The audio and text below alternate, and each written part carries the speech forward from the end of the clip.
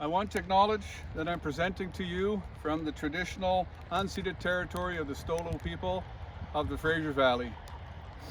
The people of the river who have lived here for millennia and through the understanding of the Indigenous people's struggle in Canada, I have come to understand and been made aware of the struggles of Indigenous peoples around the world, and specifically the influence of European and Western society on Indigenous peoples, and especially not just in North American context, but also that of the South American context.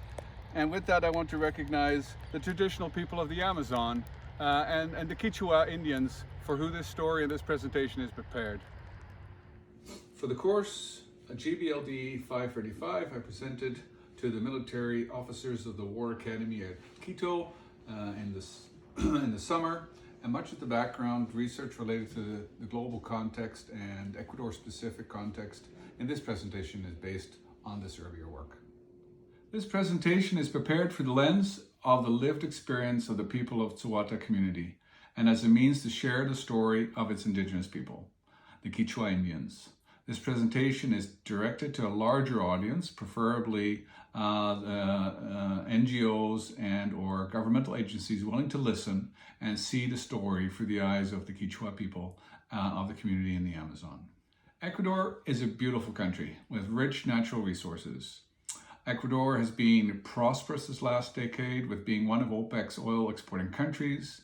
The resources have benefited the economy and its people. However, challenges are quite clear on the horizon for them with economical and climate change, and then a greater focus on a sustainable future with both the young and the historically oppressed. Ecuador's Indigenous people have constitutional rights and privileges to be consulted in the management of the land. Indigenous ways of knowing go back many centuries and inform how Quechua people manage the land, the water, and its resources.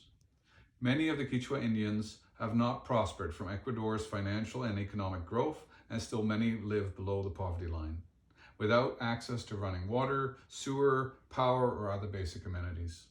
This brings up strife and hard feelings, especially if they are to give up their ancestral lands and ways of knowing to accommodate for the larger good and the economic growth and welfare of the country, of which they see little themselves.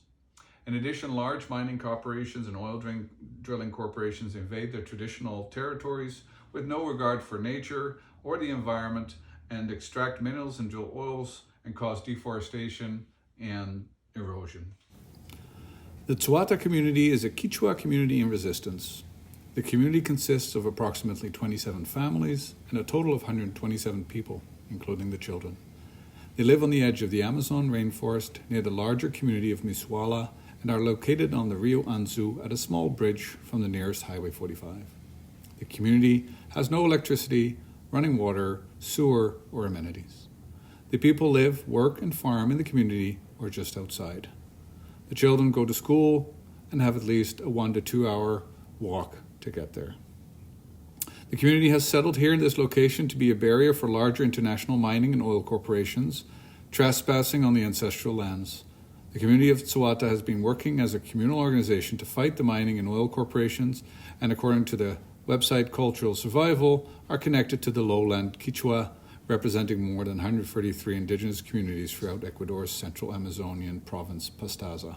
The Quechua people have been residents and stewards of the lands of the Ecuadorian Amazon for thousands of years.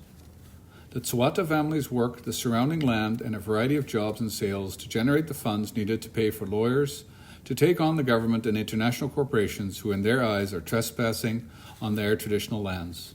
The community is led by the traditional elders and a chosen community leader.